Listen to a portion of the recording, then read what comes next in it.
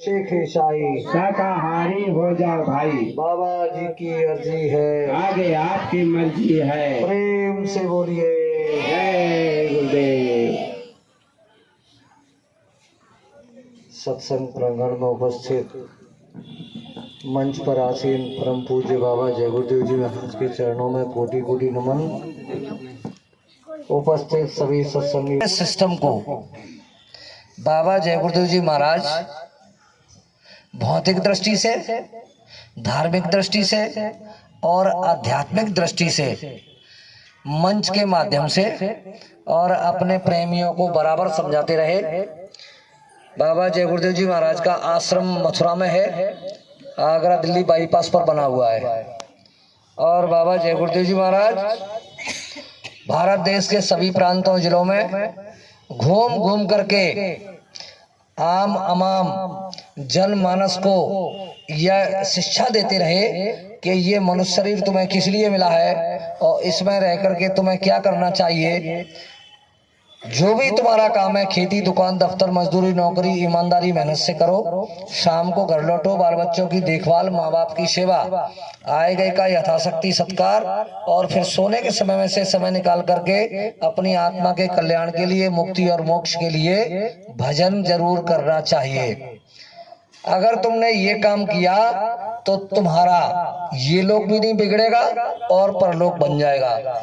ऐसी शिक्षा बाबा जय गुरुदेव जी महाराज की 10 जुलाई 1952 से बराबर भारतवर्ष के कोने कोने में और बाबा जय गुरुदेव जी महाराज ने बताने, समझाने, देने का काम किया।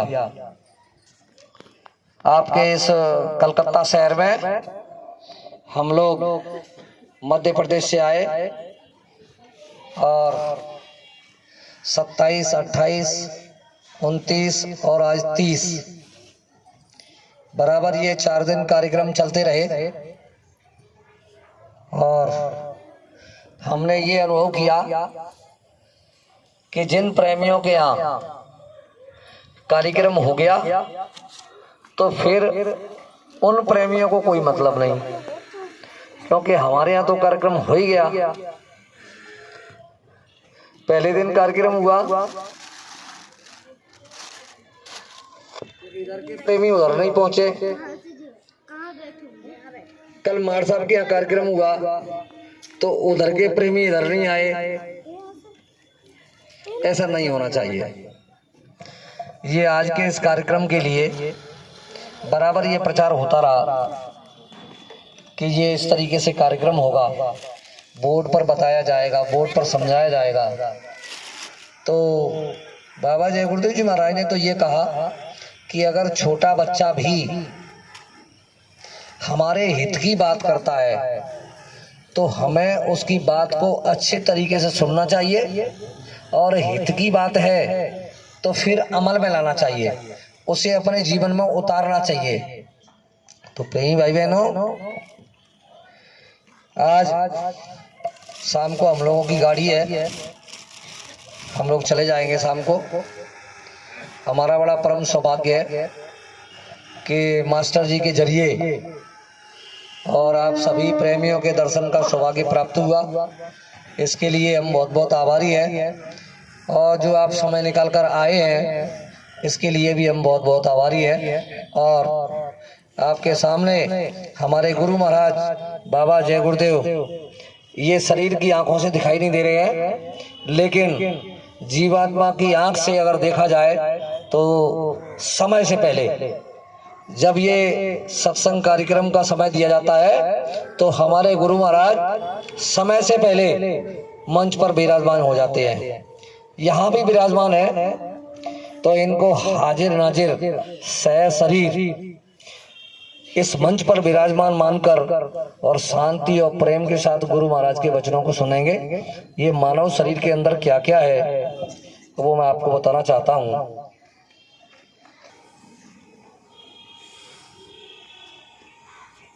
इसे आप आदमी का चित्र समझ लें, ये केवल समझने समझाने के लिए है। इसी मनुष्य शरीर में वो परमपिता परमात्मा जो शरीर की आंखों से दिखाई नहीं देता है, उसने अपनी बैठक इस मनुष्य शरीर में बनाई है। जितने भी इस भौतिक जगत के शरीर हैं वो सबके अंदर विराजमान है शब्द रूप में, क्योंकि उनकी आत्मा 4 खान 84 लाख योनियों में जितने भी शरीर है, सभी शरीरों में उनकी आत्मा बैठी हुई है, और उस आत्मा के जरिए वो मालिक अपनी दिव्य आंख से, अपनी दिव्य दृष्टि से सबको देखता रहता है, हर पल हर क्षण। तो प्रेमी भाई बहनों, इस मनुष्य मंदिर की ही विशेष महत्ता बताई है। 83,99,999 जो योनियां हैं वो भोग योनियां हैं। कर्म योनि केवल मनुष्य शरीर है, और ये मनुष्य शरीर में परमात्मा के दिए हुए पूरे तत्व है, 5 तत्व। 5 तत्वों से शरीर बना हुआ है। पृथ्वी, जल, अग्नि, वायु, आकाश। अब और जो शरीर है, किसी में 4 तत्व हैं, किसी में 3 तत्व हैं, किसी में 2 तत्व हैं, और किसी में 1 ही तत्व है। इस मनुष्य शरीर में पूरे 5 तत्व हैं, जिसके कारण इसे बुद्धि और विवेक दिया गया है, सोचने समझने की इसे क्षमता दी गई है कि ये सुने, समझे और कुछ अच्छा करे। चाहे वो घर परिवार के लिए हो, चाहे वो गांव के लिए हो, चाहे वो समाज के लिए हो, और चाहे वो देश के लिए हो। यहाँ मानव तन मिला हुआ है कुछ अच्छा करने के लिए। अगर बुरा हम करते हैं तो ये 2 कर्म विभाजित नाम से जाना जाता है। शुभ के नाम से जाना जाता है, उनको उसको पुण्य कहते हैं, और जो अशुभ नाम से जाना जाता है उसको पाप कहते हैं। बस यही इस भौतिक जगत के अंदर पाप और पुण्य की बेड़ी है, और उस बेड़ी में ईश्वर ने सबको बांध रखा है। तो ये मानव तन मनुष्य शरीर के अंदर ये जो अपनी चोटी है ना, इस चोटी में परमात्मा निवास करता है। ये अपने आप में अकेला अपनी मौज में निवास करता है। जब इनके अंदर एक हिलोर उठी नीचे सृष्टि संचालन करने की, तो चेतन सृष्टि का इन्होंने निर्माण किया धीरे धीरे। कौन सी सृष्टि है? चेतन सृष्टि। और ये परमात्मा एक धार जारी करता है नीचे की तरफ, जिसे नाम की धार या शब्द की धार कहते हैं। इस नाम की धार पर अपने में से, अपनी पावर से, अपनी शक्ति से, अपनी ताकत से इसकी नाम की धार को नीचे उतारा, तो ठीक इसके नीचे एक लोक बनाया, और उस लोक को बनाने के बाद कई एक वर्षों तक, युगों और कल्पों तक ये लोक ही खाली बना रहा। फिर जब उनकी मौज हुई तो इसी नाम की धार पर एक धनी को बिठा दिया। फिर उनकी मौज हुई, फिर उन्होंने इसी नाम की धार पर एक धनी को और बिठा दिया। फिर उनकी मौज हुई तो इसी नाम की धार पर एक और धनी को बिठा दिया। फिर उनकी मौज हुई तो इसी नाम की धार पर एक धनी को और बिठा दिया। ये चारों धनी 1 2 3 4, और वो स्वयं मालिक यहाँ बैठा हुआ है इसी नाम की धार पर, अपनी अपनी जगह से, अपने अपने लोक से ये अपने मालिक की अखंड तपस्या में लग गए। सब अपनी अपनी जगह से ये तपस्या कर रहे हैं। और ये जो नीचे वाले हैं ऊपर से 5 में, इनकी तपस्या से ये खुश होकर और इन्होंने इसी नाम की धार पर एक आवाज जारी की और इनके कान में आई कि तुम क्या चाहते हो। तो इन्होंने कहा कि मैं ये चाहता हूं कि मुझे नीचे की सृष्टि संचालन करने का अधिकार दीजिए। तो उस परमपिता परमात्मा ने एव वस्तु कह दिया। आपने देखा, ये बहुत बड़ा लोक है, फिर ये इससे छोटा है, फिर ये इससे छोटा है, फिर ये इससे छोटा है, फिर ये इससे छोटा है। ये जो सबसे छोटा है इसी को ईश्वर, इसी को भगवान, त्रैलोकी का स्वामी कहते हैं, 3 लोक का मालिक। इधर जो भगवान ईश्वर जो अंधेरे में हम लोग पूछते हैं, तो बाबा जय गुरुदेव जी महाराज ने ये इस मानस मंदिर के अंदर समझाया कि इसमें ही सब विराजमान है। अब देखिए, फिर जब इनको ये अधिकार मिल गया तो इन्होंने इसी धार को नीचे जारी किया और दोनों आंखों के मध्य भाग में इसको ठहरा दिया, इसी मानस मंदिर के अंदर। हमारी कुछ बहनें हैं और ये दोनों आंखों के मध्य भाग में ये टीका लगाए हुए हैं, बिंदी लगाए हुए हैं। तो ये तो बाबा जी ने इनको बता दिया कि इसका महत्व क्या होता है। और पहले तो इनको भी कुछ भी नहीं पता था कि ये टीका क्यों लगाया जाता है। ये आत्मा का एक चिन्ह है, उसकी एक शोभा है। तो इस आत्मा को दोनों आंखों के मध्य भाग में बिठा दिया और ये धार नीचे से ऊपर तक बराबर काम करती रही। अब इस ईश्वर ने सृष्टि संचालन करने का पूरा मसाला और अपने परमपिता परमात्मा से इन्होंने मांग लिया। जब इन्होंने नीचे सृष्टि संचालन करने का तय किया तो सबसे पहले यह जरूरत पड़ेगी शक्ति की, जिसका वेद शास्त्रों में उदाहरण आता है कि आदि शक्ति जग उपजाया, आदि शक्ति यह जग उपजाया, अपने पावर से, अपनी शक्ति से। और इन्होंने आदि शक्ति को पैदा किया। इन दोनों ने मिलकर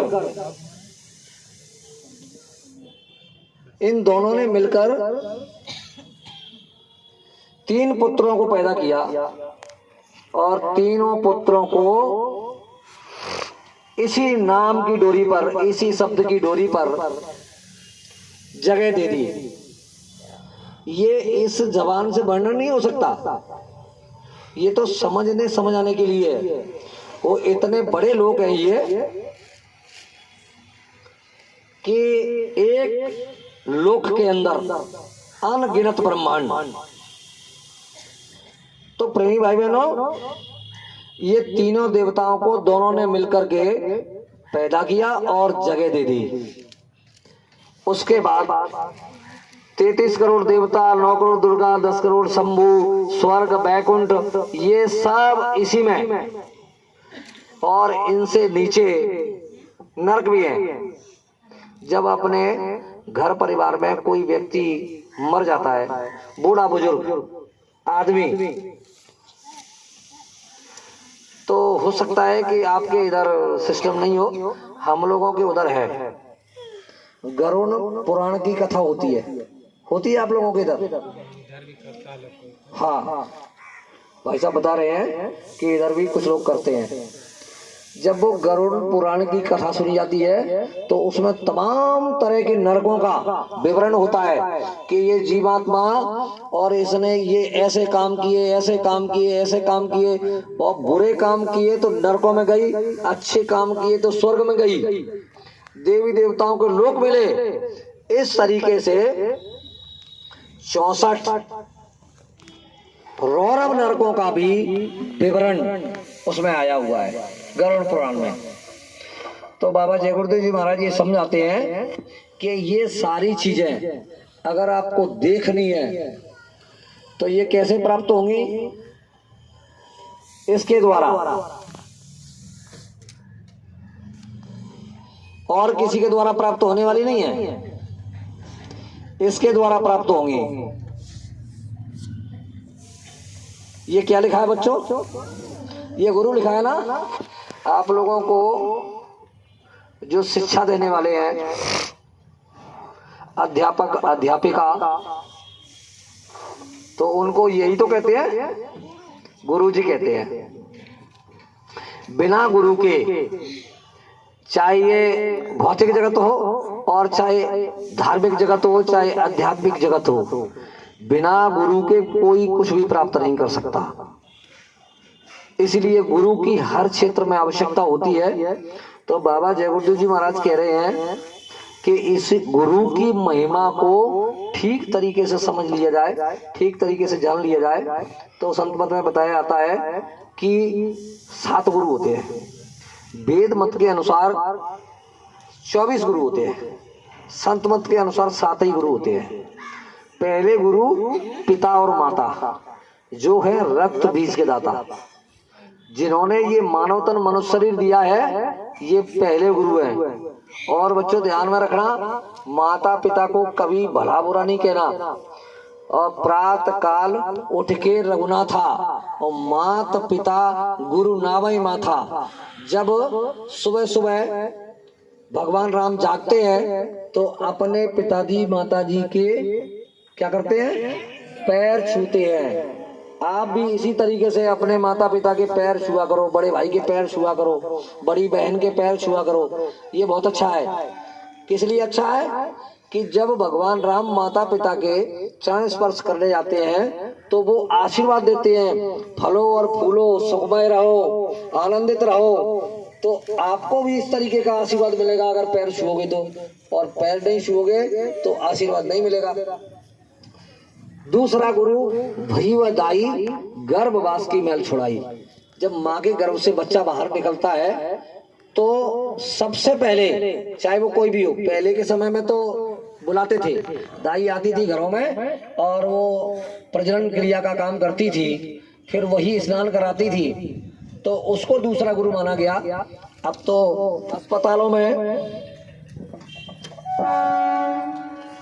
अस्पतालों में जन्म होता है तो 2 काम वही होते हैं। किसने स्नान कराया कोई पता नहीं।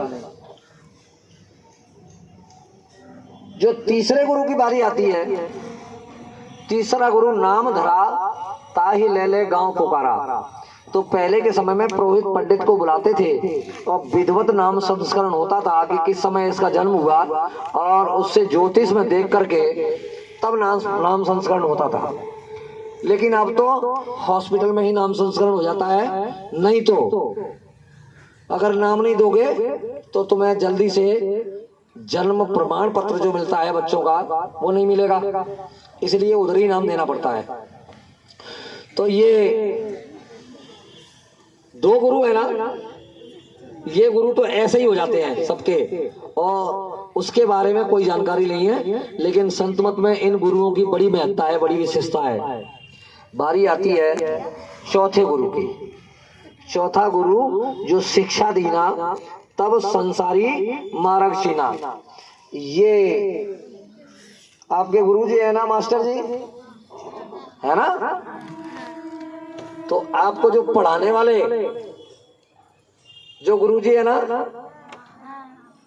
चाहे अध्यापिका हो चाहे अध्यापक हो, इसकी कदर करनी चाहिए।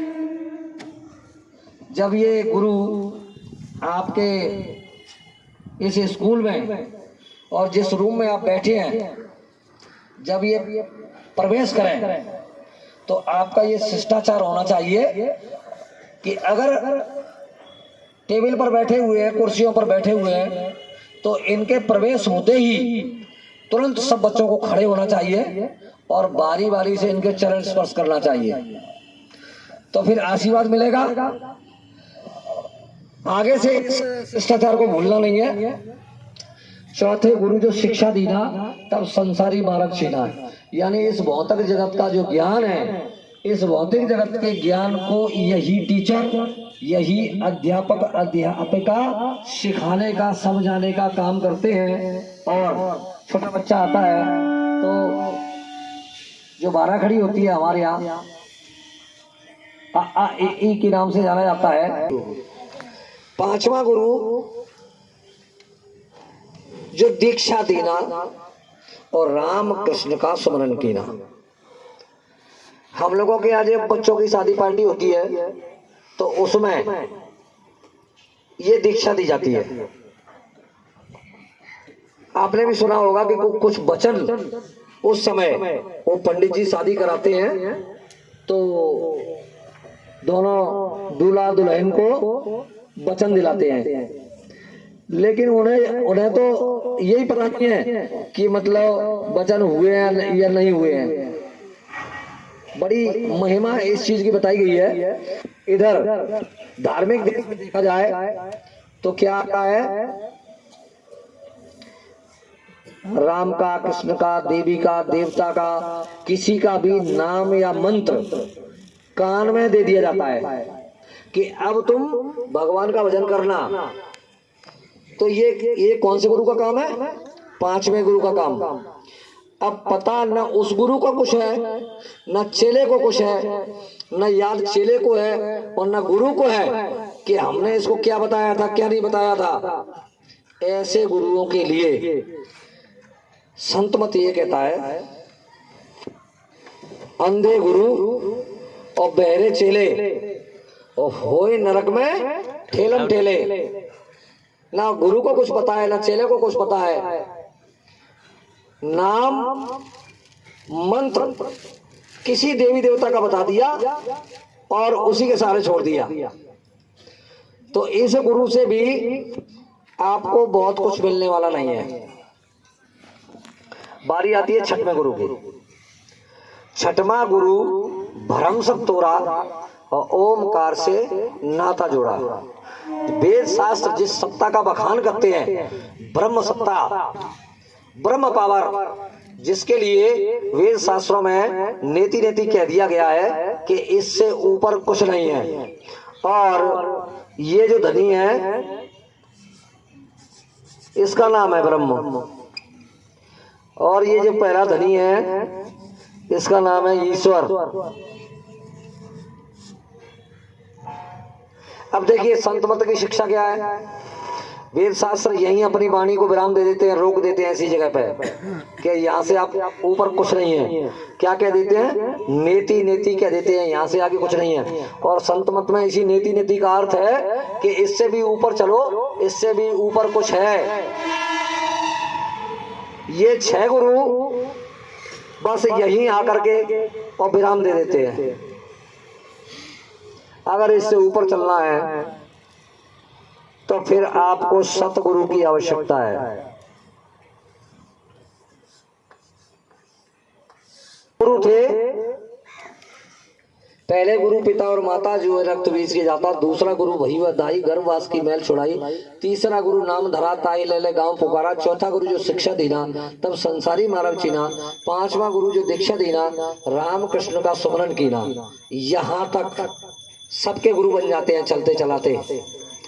किसी के अंदर ये भाव जगता है कि हमें भगवान की भक्ति करनी है, तब वो 6वें गुरु की तलाश करता है। 6वां गुरु भ्रम सब तोड़ा और ओमकार से नाता जोड़ा। ये 6वां गुरु जो ज्ञान रखता है, अगर उसके सानिध्य में कोई जीव आ जाता है तो फिर वो भगवान की तरफ उसे मोड़ता है। वो ये कहता है कि ये संसार नाशवान है और इस नाशवान संसार में कुछ भी मिलने वाला नहीं है। अगर तुम्हें कुछ प्राप्त करना है तो उसे याद करो जो कौल वचन इकरार वायदा करके आए थे। ये धर्म की शिक्षा देता है, देवी देवताओं के नाम मंत्र का ज्ञान देता है। रामायण, कुरान, पुराण, भागवत गीता, इन सब चीजों पर प्रकाश डालता है। ये 6वें गुरु का काम है। लेकिन हमारा आपका काम इस 6वें गुरु से भी चलने वाला नहीं है, क्योंकि हमारे गुरु की शिक्षा ये है कि हमें अपने निज घर चलना है। हम कौन से देश के रहने वाले हैं? इस देश के रहने वाले हैं, और इस देश का नाम है सत्य देश।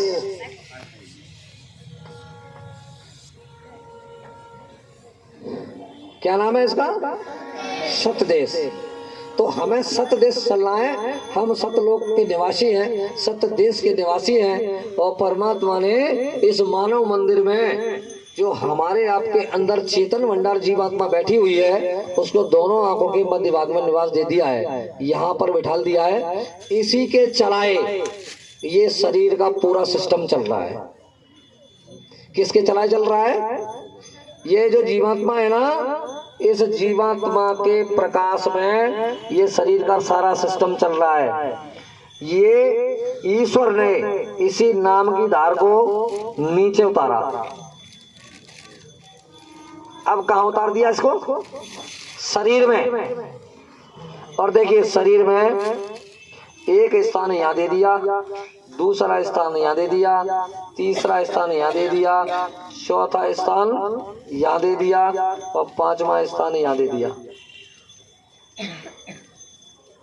ये 5 का विवरण यहाँ दिया ऊपर, 1 2 3 4 5 और 1 2 3 4 5। और ऊपर में भी दोनों आंखों के मध्य भाग में ईश्वर ने बड़े बड़े अधिकारी, जैसे जिले लेवल पर कलेक्टर और एसपी होते हैं ना, ये 5 बड़े बड़े अधिकारियों को चुना है। ये कौन से हैं? कि एक आदिशक्ति और 3 ये देवता ब्रह्मा विष्णु शंकर और चौथे इनका नाम है आदि गणेश। जब ये शादी भगवान शंकर की हुई थी, उसमें भी ये थे। वो आदि गणेश की ही पूजा हुई थी। और इस भौतिक जगत में शादी विवाहों में जो गणेश की पूजा होती है ना, वो श्री गणेश की पूजा होती है। कौन से गणेश की होती है? श्री गणेश की। अब इस श्री गणेश को यहाँ बिठा दिया। और ये ब्रह्मा विष्णु शंकर तीनों देवता हैं, एक को यहाँ, एक को यहाँ, एक के यहाँ। और ये जो आद्यम आसक्ति है, इसको यहाँ कंठ में बिठा दिया। नीचे के 5, ऊपर के 5। बीच में कहाँ बैठी है जीवात्मा? दोनों आंखें मध्य भाग में। तो 1 2 3 4 5 और ये छठवीं, ये छठवीं 1 2 3 4 5, ये फिर छठवीं और 1 2 3 4 5 ये फिर छठवीं। तो इसे कौन सा चक्र बोलते हैं? इसे बोलते हैं छठा चक्र। और दूसरे शब्दों में इसको आज्ञा चक्र बोलते हैं। इस जीवात्मा के प्रकाश से ये सारा सिस्टम चल रहा है। और ये ऊपर के 5 देवता हैं, इन्हीं की छाया इस शरीर में पड़ती है। तो जो योग कराते थे पहले के ऋषि मुनि, वो उस समय ज्यादा हुआ करता था। ज्यादा समय होने के कारण गुरु शिष्य को स्वयं बिठालकर ये योग की क्रिया सिखाता था। बड़ी बड़ी मूर्तियां बनाई जाती थी और उनकी आंखें बड़ी बड़ी बनाई जाती थी। और गुरु बिठालकर ये कहता था, देखो इनके चेहरे की तरफ ठीक तरीके से और इनकी आंखों की तरफ ठीक तरीके से, फिर तुम आंखें बंद करो और सांस को रोको, तो फिर तुम्हें कुछ दिखाई देगा। जब उनका अंतःकरण साथ देता, तब उनकी दृष्टि रुकती थी। और उस योग की क्रिया के द्वारा किसी को ये लो, किसी को ये लो, किसी को ये लो, इस तरीके से ये देवी देवताओं का दर्शन होता था। बस जैसे ही ये योग क्रिया के माध्यम से और दोनों आंखों के मध्य भाग में उनकी जीवात्मा प्राणायाम की क्रिया करके पहुंचती थी, तो यहाँ जाकर के तो क्या कहती थी? अहम ब्रह्मास्मि, यानी मैं ब्रह्म के समान हो गया हूँ। और यहाँ पर रिद्धि सिद्धियों का भंडार है और वो भंडार इनको मिल जाता। ये कौन सा मत है? वेद मत। अब दोनों आंखों के मध्य भाग से जब ऊपर चलेंगे, ये संतों का मत है। इसे कहते हैं संत मत। और संत मत बहुत ऊंचा है। संत स्वयं मुक्तार सत्संग के होते हैं, इनको बिरले ही पहचान पाते हैं।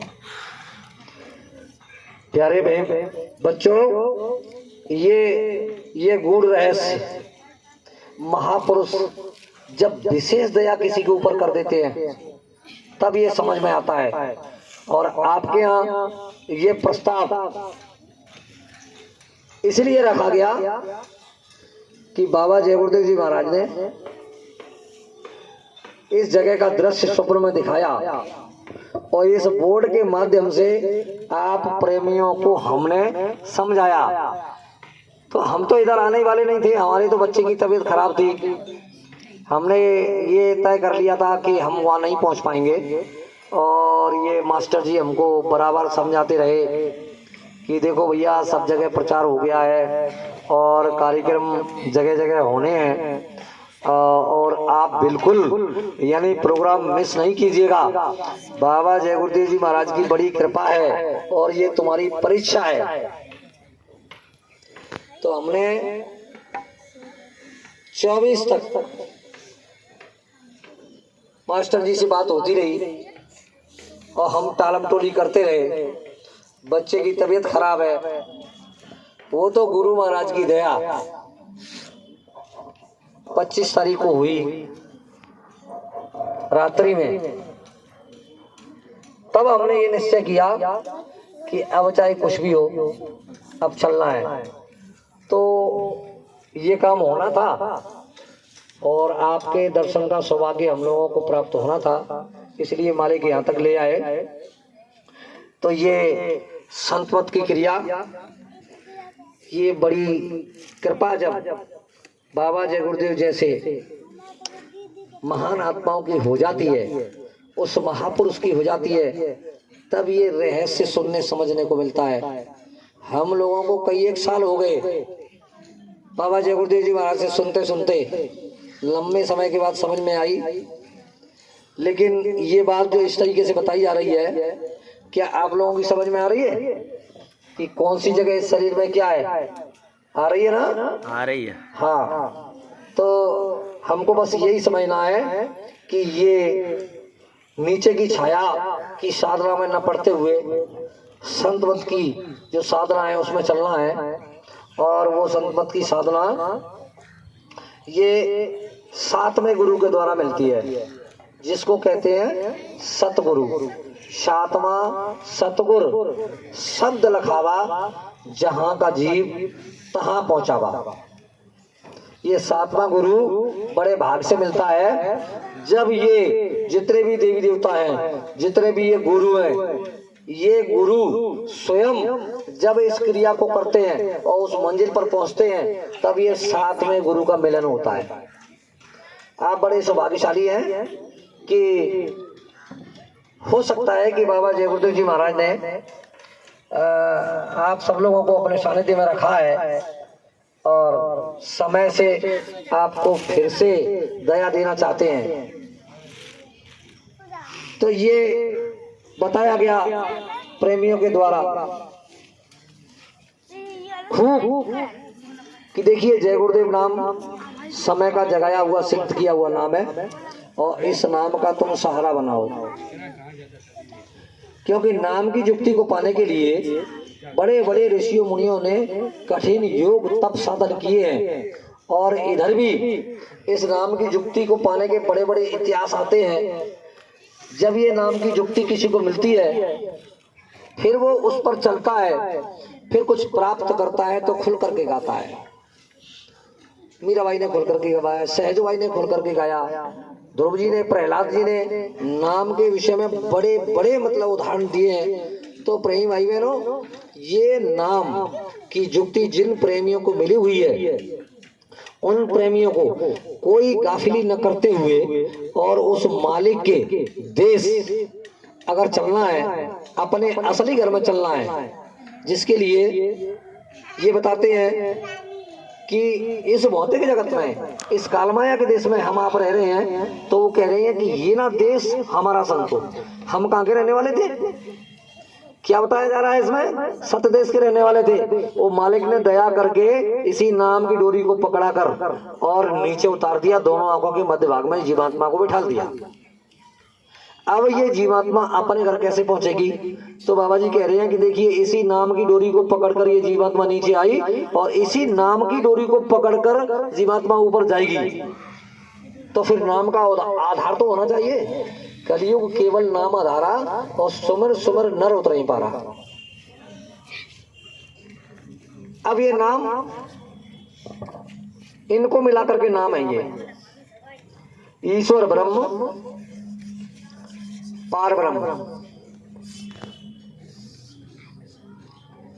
इनका नाम है महाकाल।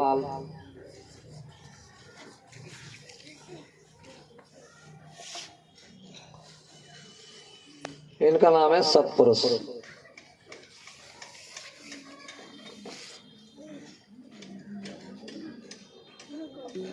सातवें गुरु की जब बात आई थी तो उसमें क्या दिया था? सातवां सतगुरु शब्द लखावा और जहां का जीव तहां पहुंचावा। ये क्या लगा हुआ है इनके साथ? ये जो गुरु है, इस गुरु के साथ क्या लगा है? सत लगा है ना। और सत का कभी विनाश नहीं होता। ये रहने वाले किस देश के हैं? इनका ये देश है। इनके साथ क्या लगा हुआ है? सत लगा है ना, सत देश। और सतगुरु सत देश के रहने वाले हैं, सत्य का प्रचार करते हैं, इसलिए उनका कभी विनाश नहीं होता। ये तो उनकी लीलाएं होती हैं।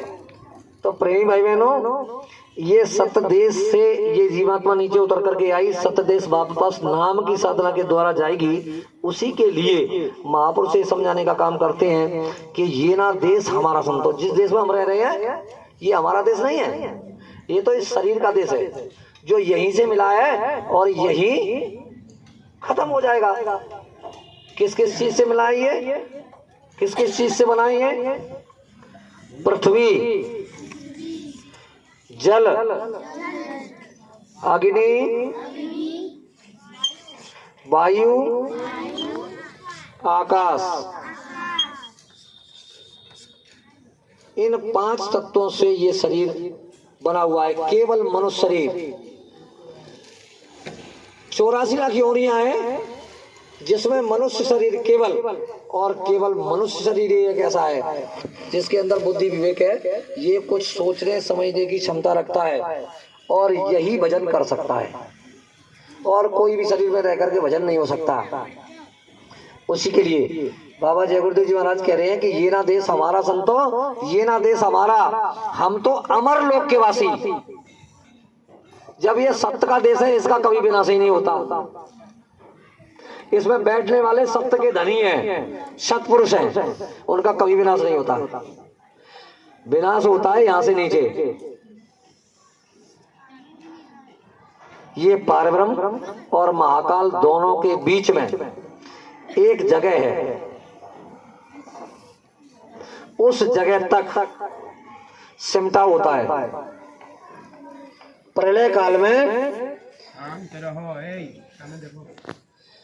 प्रलय काल में ये ईश्वर के अधीन है। प्रलय जब महाप्रलय होती है तो ये महाकाल पुरुष के अधीन है।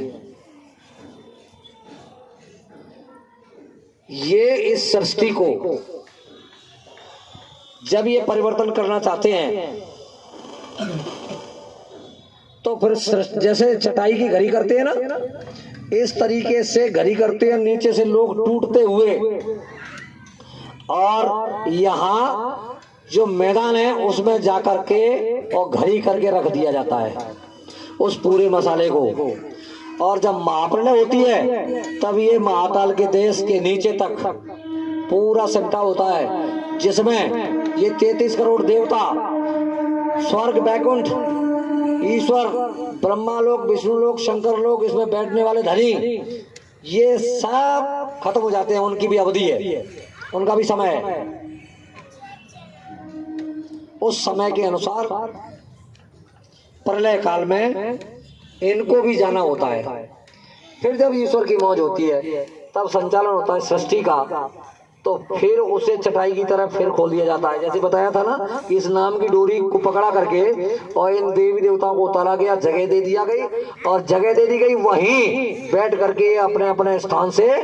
और ये उस मालिक को जो सबका गुरु है, इसको ये याद करते रहते हैं, उसका ये ध्यान करते रहते हैं इसी नाम की डोरी पर बैठ करके। लेकिन इन लोगों को, इन धनियों को, इन शक्तियों को, यानी उस मालिक ने जब से ये नीचे की तरफ भेज दिया तो अब ये ऊपर नहीं जा सकते। ऐसा सिस्टम है, ऐसा विधान है, ऐसा कानून है कि अब ये ऊपर नहीं जा सकेंगे। क्यों नहीं जा सकेंगे? इनको देश निकाला दे दिया उस मालिक ने। और आपके लिए कितनी छूट दे रखी है, आप इस देश का भी अच्छी तरीके से अनुभव करें। और फिर ये जब ये नाम योग की साधना कहीं से भी प्राप्त हो जाए तो इन सबका दर्शन दीदार करते हुए देवी देवताओं के लोकों को देखो, स्वर्ग बैकुंठ को देखो, नरकों को देखो, और फिर ईश्वर ब्रह्म पार ब्रह्म अकाल इन सबको देखते हुए अपने घर पहुंचो। ये जब ये मालिक अपने देश में अकेला आधार में समाया हुआ था। संत मत में आता है कि मैं हूं अगम अनाम अमाया और रहूं मौज में अधर समाया। जब इनकी मौज हुई तब ये पूरा सिस्टम जारी किया। अब आदमी को इतना अधिकार दे दिया गया कि तुम नीचे से ऊपर तक सारे सिस्टम को देखते हुए अपने देश आ सकते हो। उसका समय, ये सब समय से काम होता है। जब ये जीवात्मा उतर करके और इस नीचे मृतलोक में आई तो पहले ये पसारा नहीं था, ये आपका कौन नगर नहीं था, ये कलकत्ता नहीं था।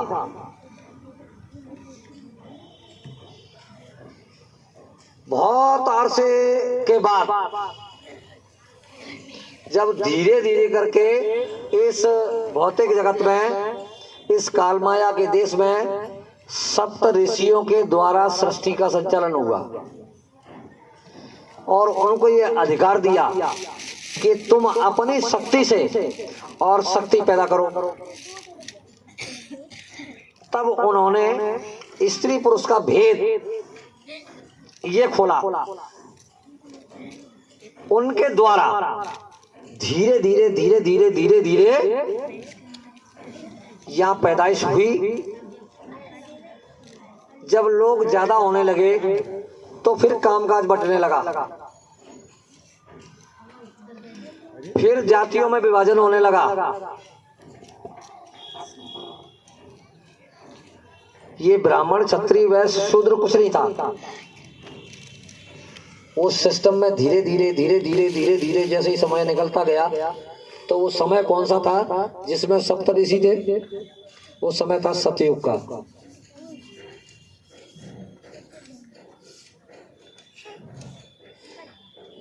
इस मृतलोक में जब सतयुग बढ़ता शुरुआती दौर में, तो यहाँ अपनी रामचरितमानस गोस्वामी महाराज की कहती है कि ये सतयुग की इस आदमी के लिए व्यवस्था क्या थी। कौन सी व्यवस्था थी? सतयुग योगी सब विज्ञानी और करि हरि ध्यान तने व प्राणी। सतयुग में सब योगी विज्ञानी थे, रास्ता खुला हुआ था, किसी तरह का कोई बंधन नहीं था। ये इसी मानव तन में जीवात्मा, जब आदमी के अंदर ये मन होता था कि अब मुझे भक्ति करनी है, भजन करना है, तो उसने अपना आसन लगाया, आंखें बंद की और इधर से हट करके और उस मालिक में जैसे ही अपनी तवज्जो जोड़ी तो सूरत दोनों आंखों के मध्य भाग से तुरंत अंदर निकल जाती और सब देवी देवताओं का दर्शन दीदार करते हुए अपने मालिक सच्चे प्रभु से जाकर मिलती थी। फिर जब उसकी मौज होती, जैसे इस नाम की डोरी को पकड़कर चढ़ी और उसी नाम की डोरी को पकड़कर नीचे उतरकर दोनों आंखों के मध्य भाग में आ जाती, जैसे ही आ जाती तो शरीर में चेतनता आ जाती। और जब ये जीवात्मा इस शरीर से निकल जाती है तो साधना की अवस्था में ये शरीर मृतक नहीं होता है। ये कहते हैं कि प्राण की सूक्ष्म धार, संत मत बताता है कि प्राण की सूक्ष्म धार साधना के समय में इस शरीर को संभाले रखती है, प्राण छोड़ते नहीं है, यानी आदमी मरता नहीं है। तो वहां इसी आदमी की उम्र क्या थी सतयुग में? देखिए सतयुग में इसी आदमी की उम्र 1 लाख वर्ष। कितनी उम्र है? 1 लाख वर्ष।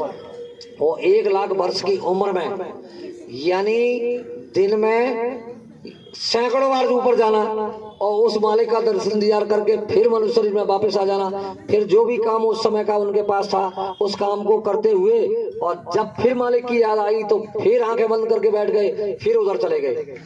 कैसा बढ़िया साधन था कि इधर भौतिक जगत का भी काम चल रहा था और परमात्मा से भी हम बिल्कुल अलग नहीं थे। अब क्या हुआ, ये जो ईश्वर है ना, ये भगवान, इसको तुम्हारी ये साधना, तुम्हारी ये भक्ति, इसको खटकने लग गई। ये मन में सोचने लगे कि मैंने इतनी तपस्या की है, मैंने इतना समय दिया है इन जीवात्माओं को इधर लाने के लिए। तब उस प्रभु की मौज हुई, तब ये मसाला उन्होंने दिया, तब ये नीचे सृष्टि का संचालन हुआ। अब ये इस तरीके से भजन भक्ति करके और सभी जीवात्माएं वापस निकल जाएंगी तो फिर मेरा क्या होगा। बस अब ये तपस्या में फिर बैठ गए। सतयुग के समय में हजारों वर्ष निकल गई, तब इन्होंने क्या काम किया, फिर भक्ति में बैठ गए। उनकी भक्ति से खुश होकर इस मालिक ने फिर इसी नाम की डोरी पर आवाज प्रकट की कि अब तुम क्या चाहते हो, तुमने जो मांगा सो दे दिया, कि मैं ये चाहता हूँ कि ये सारी जीवात्माएं इस तरीके से और भक्ति करके तुम्हारे देश निकल जाएंगी, तो फिर मैं शासन किस पर करूंगा, कि तुम क्या चाहते हो, कि मैं ये चाहता हूँ कि ये मेरे कहने के अनुसार काम करें। बस उस मालिक ने मस्त कह दिया, आदेश मिल गया। तो इन्होंने क्या किया कि सप्त ऋषियों को नीचे अपनी वाणी, जिसको वेदवाणी, ब्रह्मवाणी, आकाशवाणी कहते हैं, उसी वाणी, उसी शब्द, उसी नाम की डोरी पर आवाज प्रकट की और ये कहा कि देखो मैं एक विधान बनाने जा रहा हूं और तुम उस विधान का, तुम उस नियम का प्रचार कर दो। 10,000 साल तक उसका प्रचार प्रसार हुआ। 10,000 साल तक पूरा प्रचार होने के बाद जब वो समय नजदीक आया तो उन्होंने सुना दिया कि देखिए अब ये तारीख और घड़ी पल, ये समय आ रहा है, इस समय से एक नियम लागू हो जाएगा, एक कानून लागू हो जाएगा। वो कौन सा कानून है? कर्म प्रधान विश्व राखा और जो जस करे सो तस फल चाखा। बस उसी दिन से ये कर्म का विधान जीवों पर लागू हो गया। अब क्या है कि जीव इधर मौज मस्ती में रह रहा है, जो अच्छा लग रहा है उसे खा रहा है, जो समझ में आ रहा है उसे कर रहा है। धीरे धीरे करके जीवात्मा के आंख कान नाक पर कर्म की काई चढ़ने लगी, तो जो वेदवाणी, ब्रह्मवाणी, आकाशवाणी, आनंदनाथ सुनता था वो धीरे धीरे करके मतलब बंद होने लगा। जो रोज इसी जीवात्मा की आंख से इन देवी देवताओं का दर्शन दीदार करता था, देखता था, अनुभव करता था, उस पर पर्दे आने लगे। धीरे धीरे करके इनका देखना, आनंद लेना बंद हो गया। प्रेमी भाई बहनों, इस तरीके से इस काल माया के देश की जो चीजें हैं और जीव को बहुत अच्छी लगने लगी, इसी से प्रीत हो गई, इसी में रम गया। समय आया परिवर्तन का, क्योंकि हर चीज का समय है। जैसे सतयुग में 1 लाख वर्ष की उम्र इसी आदमी की हजारों वर्ष तपस्या करता था। इसके बाद जब इस भौतिक जगत में धर्म की व्यवस्था खराब होती है तो अधर्मियों को दंड देने, धर्म की स्थापना करने कौन आता है? यदा यदा धर्मस्य ग्लानिर् भवद्भावतः अभ्युत्थानां धर्मस्य तदात्मानं सजाम्यहं परित्राणां साधूनां विनाशाय च प्रस्तुताम् धर्म संस्थापनार्थाय संभवामि युगे युगे।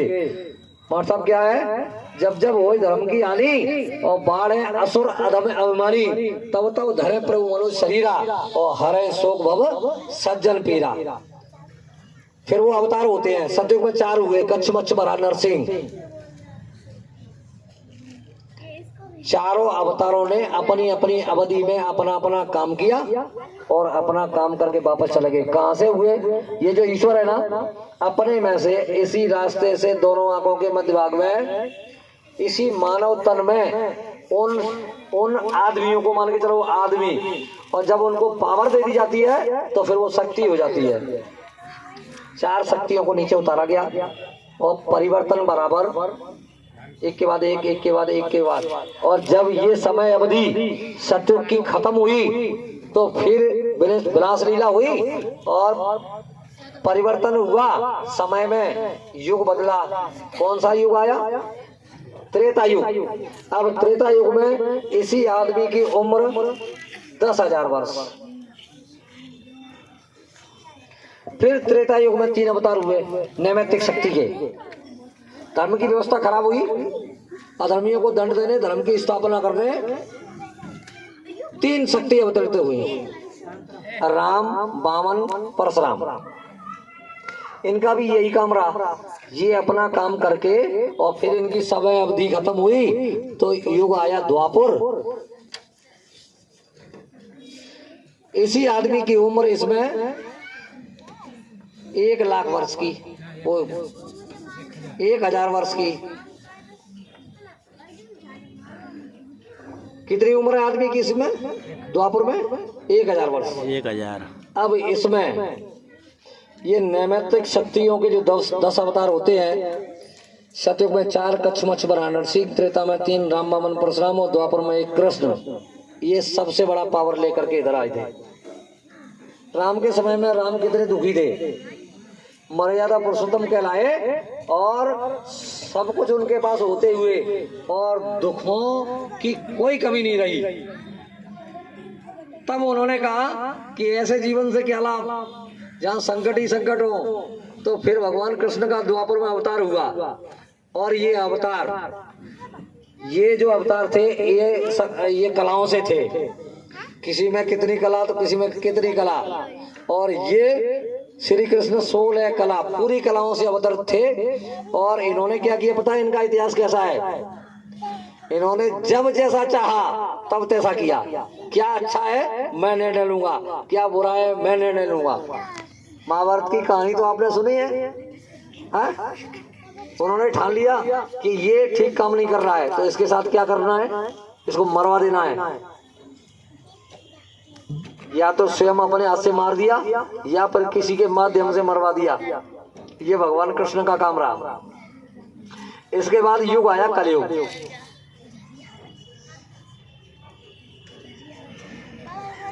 इस कलयुग में इसी आदमी की वर्ष उम्र कितनी है? 100 वर्ष। 100 वर्ष की।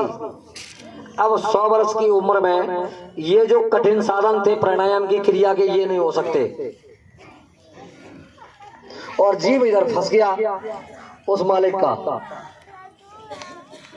यही तो कह रहे हैं बाबा जय गुरुदेव जी महाराज ने कहा कि हम आए वही देश से जहां तुम्हारा धाम।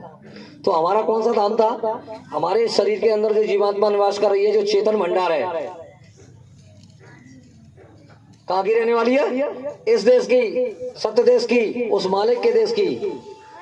तभी तो उन्होंने इधर आकर के कहा कि मैं आया वही देश से जहां तुम्हारा धाम, और तुमको घर पहुंचाना एक हमारा काम। ये कलयुग के 2 चरण होते हैं। प्रथम चरण में बौद्ध अवतार और द्वितीय चरण में कल की अवतार, जो काफी समय के बाद होगा। इन दोनों के बीच में 1,000 वर्ष के लिए सतयुग है, जिस सतयुग का प्रचार बाबा जय गुरुदेव जी महाराज कर रहे हैं। वो सतयुग हमारे आपके बीच में आने वाला है। और जब सतयुग आएगा तो जैसे इन चारों युगों में जो नैमित्तिक शक्ति के अवतार हुए, तो क्या क्या हुआ? किसी भी युग का इतिहास उठाएं, जब परिवर्तन होता है तो महाभारत होती है, विनाश लीला होती है, जन हानि होती है, धन हानि होती है। और ये चाहे युग छोटा हो या बड़ा, युग परिवर्तन माने युग परिवर्तन, विनाश लीला होगी। तो उससे बचने के लिए इस कलयुग में नाम योग की साधना है, जो बाबा जय गुरुदेव जी महाराज ने दी है। अब आपको ये प्राप्त नहीं हो सकती, क्योंकि ये जो 5 धरी है ना, इनके जो वास्तविक नाम है वो नहीं बताए मैंने आपको। ये तो समझाने के लिए ये बता दिया उपनाम। जैसे किसी का नाम है रामोतार और घर में उसे पप्पू कहते हैं, है ना, घर में उसे मुन्ना कहते हैं, लेकिन असली नाम क्या है उसका? रामोतार। तो इनका असली नाम जो है वो तो ये बाबा जय गुरुदेव जी महाराज बताते थे। हमने तो इनके केवल उपनाम बताए हैं समझने समझाने के लिए कि यहाँ कौन कौन रहता है, क्या सिस्टम है उस परमात्मा का, और इस मानव मंदिर में उसे प्राप्त किया जा सकता है। इनको अपने घर जाने की आजादी अब नहीं है, लेकिन आपको अपने घर जाने की आजादी है। ये अधिकार उस मालिक ने किसको दिया है? मनुष्य शरीर में इस मानव को दिया है। तो उससे काम लिया जाए। बाबा जय गुरुदेव जी महाराज ने ये पूरे सिस्टम को जानने के लिए, समझने के लिए नाम की जुक्ति दी है, नाम का आधार दिया है। अब ये नामदान की आप बात करो तो ये तो आपको नहीं मिलेगा। जिसको मिल गया है वो अपना काम बना ले, और अगर ये काम नहीं बना तो बेहोशी में जाओगे।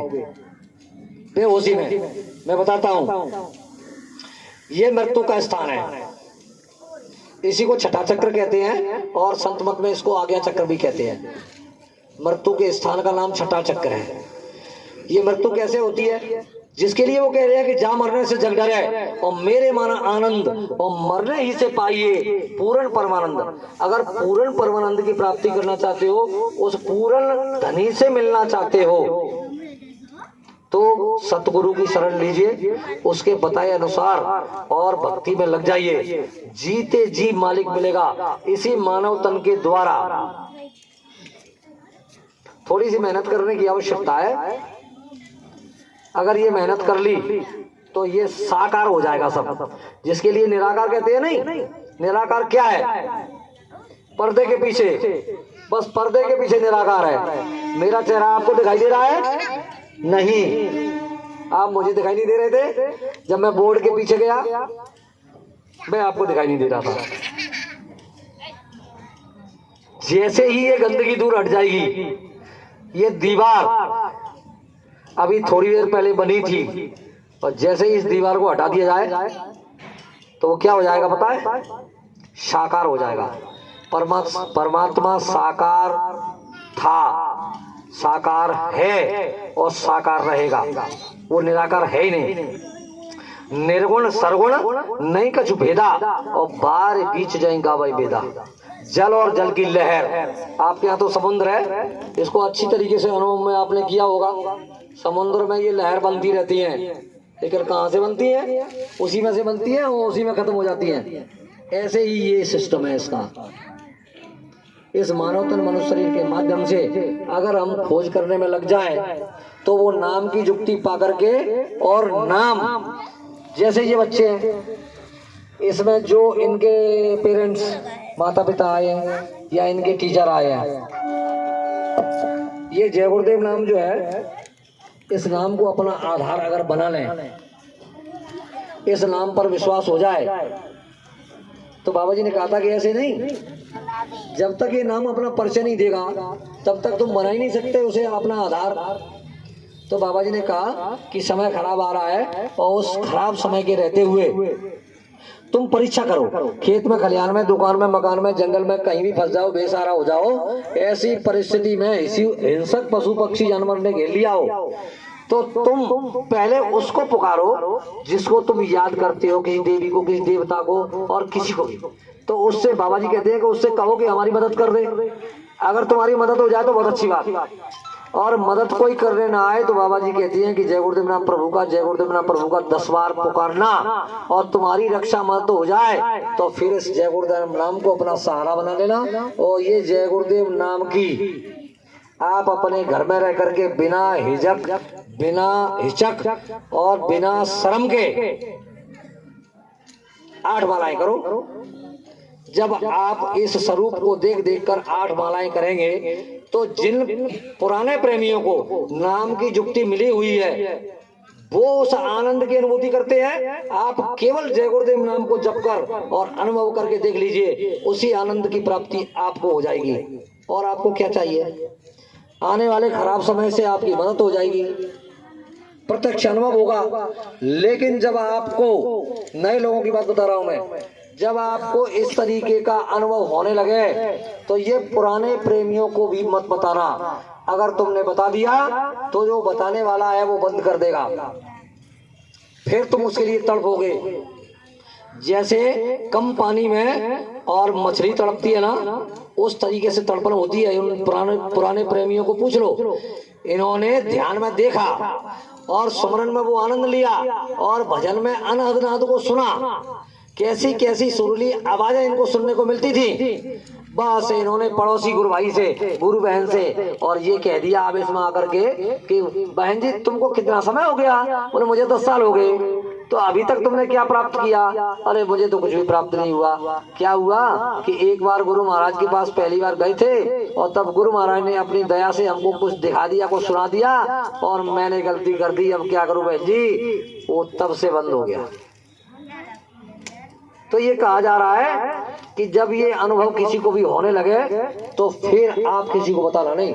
ये छुपाने की चीज है। यह रहस्य रघुनाथ कर, ये गुप्त रहस्य है। यह रहस्य रघुनाथ कर, बेग न जाने कोई, और जो जाने सो गुरु प्रकाश। गुरु कृपा सपने मोहन होए। जो जान जाते हैं नहीं, उनका सारा सिस्टम बदल जाता है, वो अलग नजर आने लगते हैं। इन बच्चों से मैं ये कहना चाहता हूँ, ध्यान से सुने। जय गुरुदेव। ये बच्चे अपने स्कूल में, अपने घर में कोई प्रश्न याद कर लेते हैं और परीक्षा के समय वो याद किया हुआ प्रश्न भूल जाते हैं। ये जो पढ़ने वाले बच्चे हैं, जो पढ़ रहे हैं और पढ़ा रहे हैं, उनके लिए भी है। आप भी कोई इंटरव्यू देने गए, आपने प्रश्न देखा पेपर में कि मैंने पढ़ा तो था लेकिन मुझे याद नहीं आ रहा, अब क्या करें, मतलब नंबर कट जाएंगे। उस समय के लिए आपके लिए ये युक्ति है कि अगर तुमने आज से ही और जय गुरुदेव नाम का जप करना शुरू कर दिया तो फिर वो प्रश्न परीक्षा में जो आ गया है, जिसे तुम भूल गए हो और तुमने पढ़ा है, तो वो प्रश्न जय गुरुदेव नाम प्रभु का, जय गुरुदेव नाम प्रभु का, जय गुरुदेव नाम प्रभु का, आंखें बंद करके 10 बार उच्चारण करना। और प्रेमी भाई बहनों, बाबा जय गुरुदेव जी महाराज ने वचन दिया है तो वो प्रश्न तुम्हें याद आ जाएगा। और क्या चाहिए?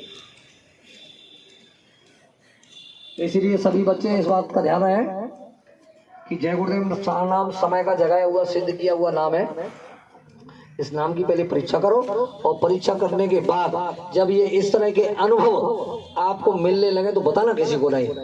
अगर तुमने बता दिया तो फिर वो मालिक बंद कर देगा, फिर ये अनुभूति नहीं होगी। ये इस बात का विशेष ध्यान रहे। तो ये मैं बताने जा रहा था आपको कि मृत्यु सबकी निश्चित है, चाहे कोई भी हो। सांसों की पूंजी पर ये मनुष्य शरीर टिका हुआ है। 21,600 सांसें 24 घंटे में मिलती हैं। उनको खर्च करने का जो तरीका है, बैठे बारे हैं, अभी आप बैठे हैं तो इसमें सांसें जो आ रही हैं, जा रही हैं, आ रही हैं, जो जा रही हैं, वो खर्च करने का तरीका 1 मिनट का 12 सांसों का है संत मत के अनुसार। जब आप रास्ते में चलते हैं तो फिर एनर्जी ज्यादा खत्म होती है, सांसें जल्दी जल्दी चलती हैं, तो 18 सांसें खर्च होती हैं। बैठे 12, चले 18। और जब सो जाते हैं गहरी नींद में और खूब सोते हैं तो प्रेमी भाई बहनों, सोना बंद करो। आप ज्यादा सो करके अपनी सांसों की पूंजी को खत्म कर रहे हो। बैठे 12, चले 18, सोबत में 32 और भोग वासना 64। 1 मिनट में इस तरीके से 64 सांसें खर्च होती हैं। अब चाहे तो इसे बचा लो भक्ति करके, साधन करके, और चाहे इस तरीके से खत्म कर दो। जिस दिन ये सांसों की पूंजी खत्म हो जाएगी, चाहे आप अपने घर में बैठे हो, चाहे बस में यात्रा कर रहे हो, चाहे ट्रेन में यात्रा कर रहे हो, या आप हवाई जहाज में उड़ रहे हो, जिस वक्त सांसों की पूंजी खत्म हो जाएगी और वो मालिक है ना, त्रिलोकी का स्वामी, उसने ये आदेश दे रखा है कि वो अपने अधिकारी कर्मचारी भेजेगा और कहेगा कि तुमने अपनी सांसों की पूंजी को खत्म कर दिया।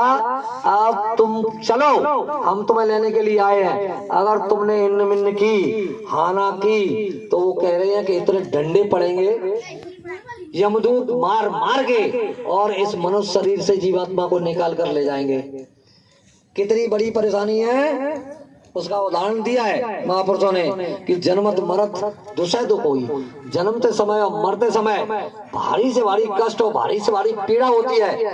अगर इस कष्ट से बचना चाहते हो तो चलो अपने घर, उसका ये साधन है। तो हमें मृत्यु के हिसाब से नहीं जाना है। बाबा जय गुरुदेव जी महाराज ने यही समझाया है कि जब मृत्यु आए तो उससे पहले ही हम तैयार रहें। और तैयार कब रहेंगे? जिसके लिए बाबा जी कह रहे हैं कि जा मरने से जग डरे मेरे मन आनंद, और मरने ही से पाइए पूर्ण परमानंद। अगर पूर्ण परमानंद की प्राप्ति करना चाहते हो तो जीते जी मरना सीखो। जीते जी मरना किसको कहते हैं? इस नाम योग की क्रिया के द्वारा, सुमरन ध्यान भजन की क्रिया के माध्यम से अपनी सुरत को, जो दोनों आंखों के मध्य भाग में बैठी हुई है, और जैसे ही ये इस आज्ञा चक्र से उस पार जाएगी तो प्रेमी भाई बहनों वही सांसों का लेना बंद हो जाता है। साधना की अवस्था में प्राण की सूक्ष्म धार शरीर को संभाले रखती है, मृत्यु नहीं होती है। ये ऊपर जाएगी, सबसे मिलजुल करके फिर वापस आ जाएगी, और जैसे ही इस बॉर्डर से ये नीचे उतरेगी, दोनों आंखों के मध्य भाग से जीवात्मा नीचे उतरेगी, तो स्वतः ही जो उसने छोड़ा है उसको पकड़ लेगी। ये क्या छोड़ती है, क्या पकड़ती है, ये जय गुरुदेव वाले प्रेमी जानते हैं। ये यहां से यहां तक जाने में 4 शरीरों को धारण करना होता है। 4 शरीरों को पकड़ना होता है और 4 शरीरों को छोड़ना होता है। पहला शरीर कौन सा है? स्थूल शरीर, जिसमें हम आप इस समय हैं। पृथ्वी, जल, अग्नि, वायु, आकाश, ये 5 तत्व से बना हुआ है। जैसे ही इस 5 तत्व के शरीर में बैठ करके संत मत की साधना के द्वारा जब ये जीवात्मा इस बॉर्डर से पार करती है, तो तुरंत उस पार जाने के लिए इसे दूसरे शरीर की आवश्यकता होती है। वो शरीर है लिंग शरीर। कौन सा शरीर है? लिंग शरीर। और ये कितने तत्व का है? ये 17 तत्व का है।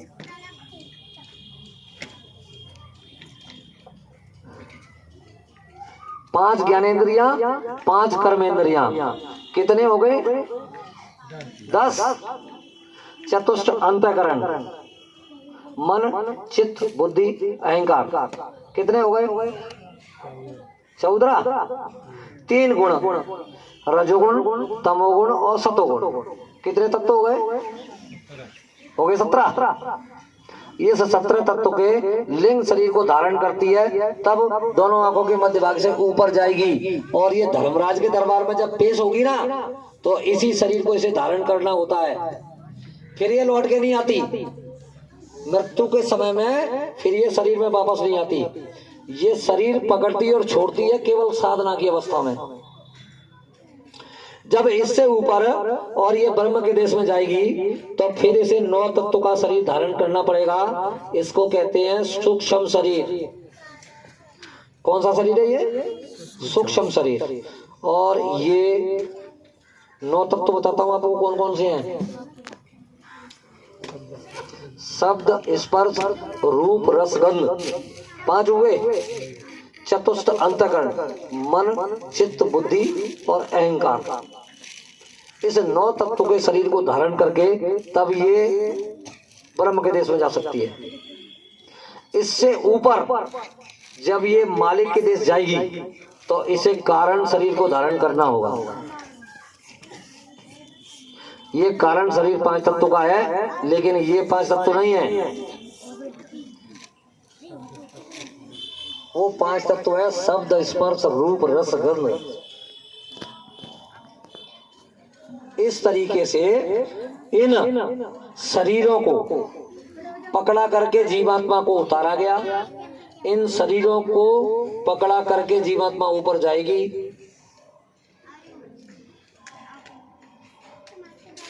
तो जीते जी मरना चाहते हो या बेहोशी में, जहां यमदूत मार मार करके इस जीवात्मा को निकालेंगे इस शरीर से?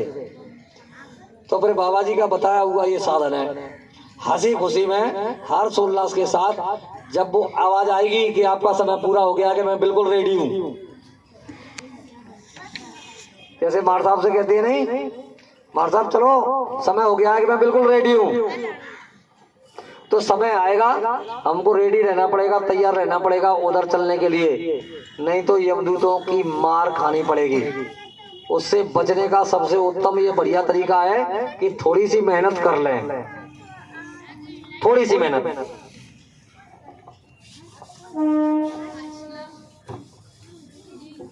आत्मा दोनों आंखों के मध्य भाग में बैठी हुई है। स्मरण जब अपन को करना है तो स्वरूप सामने होना चाहिए गुरु का। जय गुरुदेव नाम का जप करें तो गुरु महाराज का स्वरूप सामने होना चाहिए।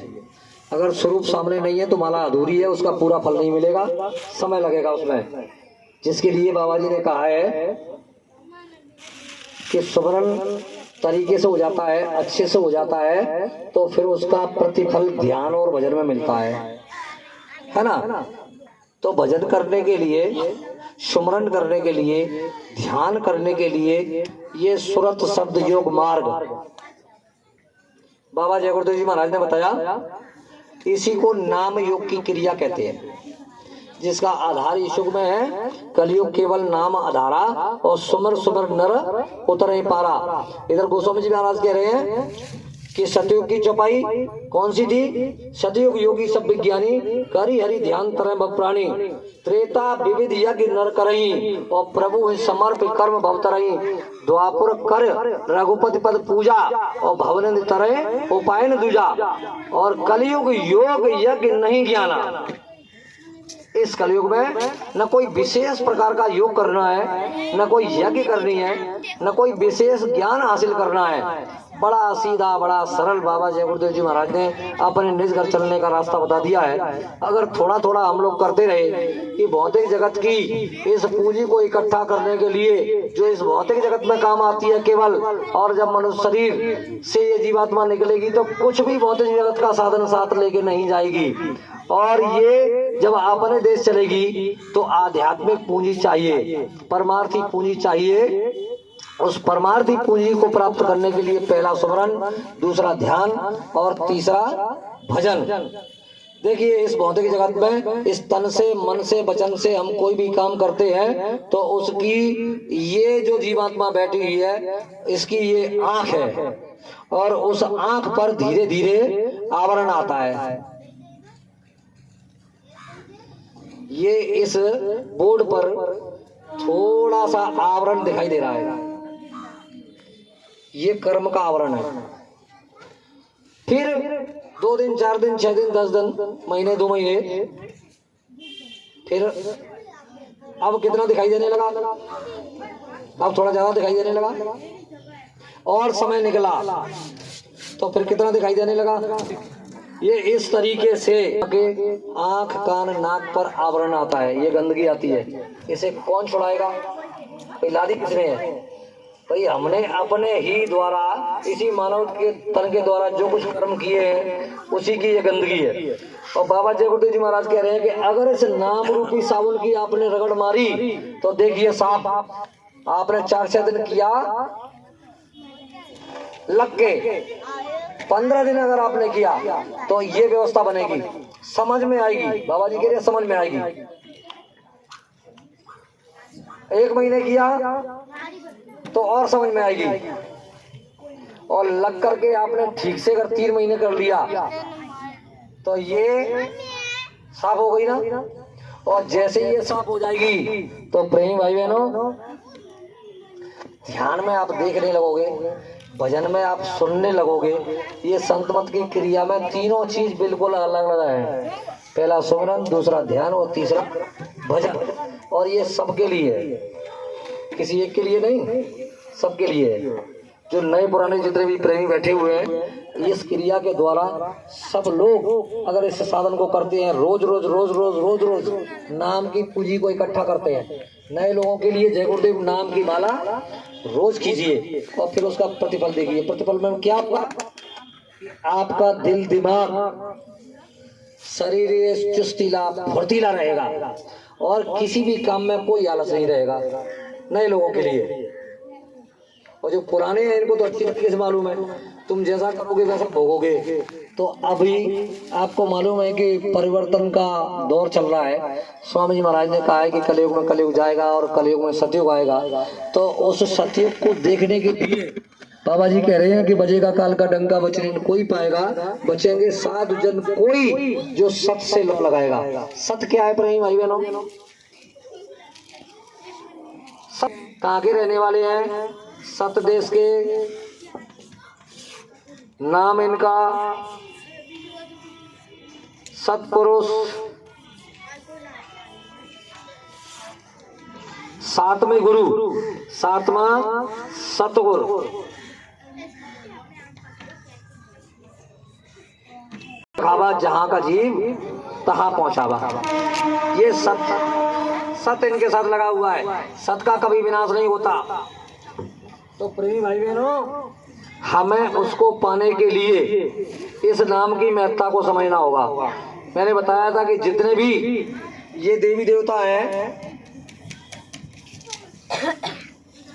ये जितने भी देवी देवता किस देवता को भजते हैं? इन सबको किसने उतारा नीचे? अरे मैंने 7 गुरुओं का महत्व तो आपको बताया था कि गुमा ने अंधकार और रूमा ने प्रकाश। जो अंधकार से प्रकाश की ओर ले जाता है उसका नाम गुरु होता है। अंधकार से जो प्रकाश की ओर ले जाता है उसका नाम गुरु है। और ये गुरु, इनके अंदर से जो पावर है, जो रोशनी है, उसी से इन्होंने नीचे का सिस्टम पूरा जारी किया था। जीवात्मा के पावर से नीचे का सिस्टम पूरा जारी हुआ। अगर ये जीवात्मा के प्रकाश, इसके तेज, इसके पावर को बताया जाए तो गुरु महाराज कहते हैं कि 16 सूर्यों का पावर ये रखती है जीवात्मा। ऐसे ऐसे 16 सूर्यों का, जिससे ये शरीर का सारा सिस्टम चल रहा है। तो इस मालिक में इसकी रोशनी से, इसके तेज से, इसके पावर से ये ऊपर से नीचे तक का सारा सिस्टम चल रहा है। तो फिर ये कौन कहलाएगा? पावर हाउस कहलाएगा ना। इसके सामने मैं प्रत्यक्ष प्रमाण ये गुरु प्रेमियों के बीच में देना चाहता हूं। जब हम लोग मथुरा आश्रम पर बाबा जय गुरुदेव जी महाराज से मिलने जाते थे तो उनको देखते ही कैसा लगता था? डर लगता था, रूह कांपती थी उनके सामने, क्योंकि वो तेज था, वो पावर था, वो शक्ति थी। और हम लोग क्या थे? जुगनू। जुगनू बरसात के समय में मतलब कभी उजाला करता है, कभी बंद हो जाता है ना। तो इससे ज्यादा हम लोग कुछ नहीं है। इसलिए हमको चाहिए कि ये जो गुरु है, जिनकी रोशनी से, जिनके तेज से, जिनके प्रकाश से सब लोग प्रकाशित हैं, चाहे वो जड़ सत्ता हो और चाहे वो ऊपर की चेतन सत्ता हो। जो दोनों आंखों के मध्य भाग से नीचे सब जड़ और दोनों आंखों के मध्य भाग से ऊपर चेतन। और जड़ चेतन दोनों की शुरुआत कहाँ से हुई है और अंत कहाँ पे होता है, उसको क्या कहते हैं? संत। इनका नाम संत है। ये जितने भी देवी देवता इसी गुरु को भजते हैं। तो ये सब देवी देवताओं का देवता कौन है? उनके सम्मान में ये देव है। और ये सब किसकी जय जयकार करते हैं?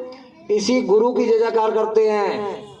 बाबा जय गुरुदेव जी महाराज ने कहा मंच से कि जब तुम किसी का भी नाम लेते हो तो तुम उनके सम्मान के लिए आगे श्री और पीछे जी और साहब लगा देना तो बड़ा अच्छा लगेगा। मास्टर जी, मास्टर साहब, किसी को नाम से अच्छी तरीके से संबोधन करना है तो ये बताया है। इधर बाबा जय गुरुदेव जी महाराज कह रहे हैं कि जय गुरुदेव नाम मेरा नहीं है, तो भाई किसका है? किसका जय गुरुदेव नाम? जय गुरुदेव नाम किसका? प्रभु का। प्रभु का, उस मालिक का।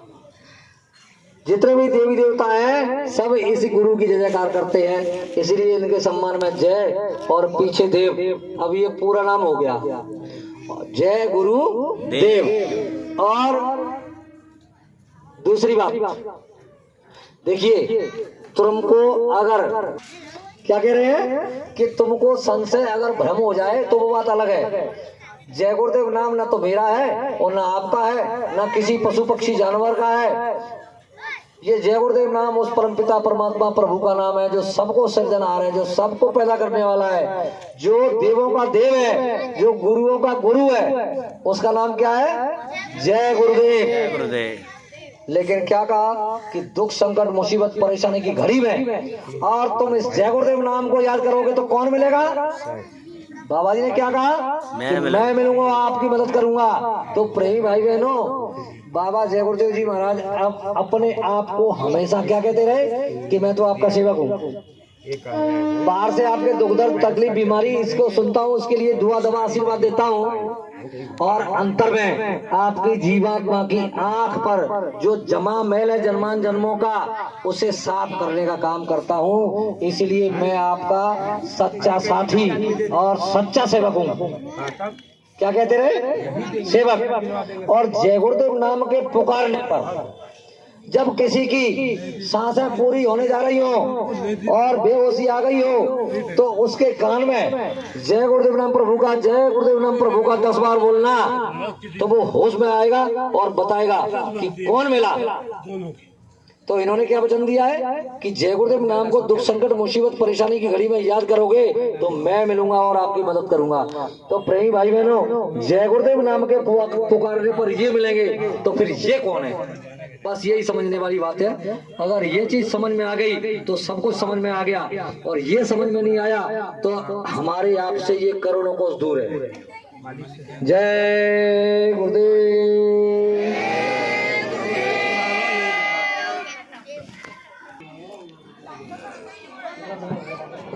जय गुरुदेव। एक डिश हो रहा है, मैंने ज्यादा नहीं, अब खत्म में पड़ रहा है। हाँ।